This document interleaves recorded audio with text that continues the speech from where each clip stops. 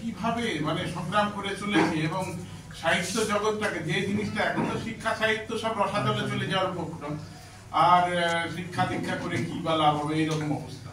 তাতে ইজাজ আহমেদ যেভাবে তার লড়াই চালিয়ে যাচ্ছে এখানে, মানে ভাবা যায় না সেটা। এবং আমি গর্বিত ইজাজ আহমেদের মতো একটা ইন্টারন্যাশনাল রাইটার অভিজ্ঞ, এবং বিভিন্ন দেশে আর ইংরেজি সাহিত্যে প্রচুর সম্মাননা পেয়েছে, ডক্টরেট পেয়েছে, আমি জানি, I know it very well.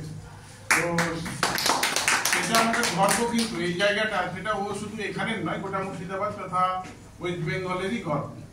তো সে যেভাবে এগিয়ে চলেছে এবং আমরা সবাই সমাবেত হয়েছি এটাকে বাঁচিয়ে রাখে, সাহিত্যটাকে বাঁচিয়ে রাখে। সাহিত্য কিন্তু বাঁচছে না, সব রসাতলে বাইক করে চলেছে। এবং আমরা কতিপয় ইজাজ আহমেদ, ইমদাদুল হক, ইমদাদুল ইসলাম, আমাদেরও ইন্টারন্যাশনাল রাইটার, বিভিন্ন পত্রিকায় সারা দেশে সারা পৃথিবীতে লেখা আছে এবং প্রচুর সম্মাননা এবং ডক্টরেট পেয়েছে। তো যাই হোক, আমিও ছোটখাটো একটু লিখে থাকি। দিনদর্পণ পেপারে আমার 205-এর বেশি, 205টা অলরেডি সম্পাদকীয় লেখা হয়ে গেল দিনদর্পণ পত্রিকায়। আর আমি সেই সঙ্গে একজন ডায়েটিশিয়ান, মানে খাদ্য বিশেষজ্ঞ এবং পেন ম্যানেজমেন্ট স্পেশালিস্ট, মানে কোমরের ব্যথা থেকে বিভিন্ন রকমের ব্যথা। In addition to that I am also teacher. তো সব থেকে বড় কথা যে আজকের পেপার পত্রিকাটা, এটা একটা ইন্টারন্যাশনাল স্ট্যান্ডার্ডের হয়েছে। এবং ইজাজ আহমেদ এবং তার সহযোগী যারা আছে অনেক পরিশ্রম করেছে, ছোটাছুটি প্রচুর করতে হয়েছে, পরিশ্রম করার ফল কিন্তু এইটা। এবং এইটা আমি নিজেও পারচেজ কিনে নেব এক্সট্রা কপি, এবং আমি চাইবো আপনারা এর দামটাও এত কম করেছে, 90 রুপিস, মানে খুবই দাম কম। এত সুন্দর পত্রিকা, প্রত্যেকটা পাতা আমি দেখলাম ইন্টারন্যাশনাল স্ট্যান্ডার্ডই বলবো এটা। কেন এটা আমরা সবাই সহযোগিতা করবো, কেননা ও আমাদের পথ দেখাচ্ছে।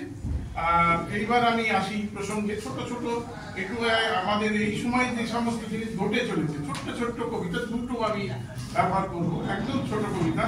তার মধ্যে একটা হচ্ছে অনাহারে জলে বেকারের পাকস্থলী। এই একটা কবিতা, যেটা শুনলেই বুঝতে পারবেন আমাদের কি কি চলছে এখন। অনাহারে জলে বেকারের পাকস্থলী, স্নাতক থেকে মাস্টার ডিগ্রি ফুটপাতে পচে, ডিগ্রির বাজারে নেমেছে ধস, বন্ধ রাস্তা, বিপাকে ফেসেছে ব্রেনের কেরামতি, গোঙানিতে ছটপট চাকরি বাকরি, নোটের জোরে কলম রসাতলে, মগজের আলু শুকিয়ে খাবি খাত, বেকারের প্রাণে জ্বালার খসাঘাত, আকারের আশা হুড়মুড়িয়ে অস্তাচল, লাইনে দাঁড়িয়ে সার্টিফিকেটের ঝলকানি, বেলাইনে নোটের বান্ডিল অগ্রগতির চূড়ায়, আইন মরেছে বেআইনি পদক্ষেপে, তীব্র অনাহারে জলে বেকারের পাকস্থলী। সাধু সাধু।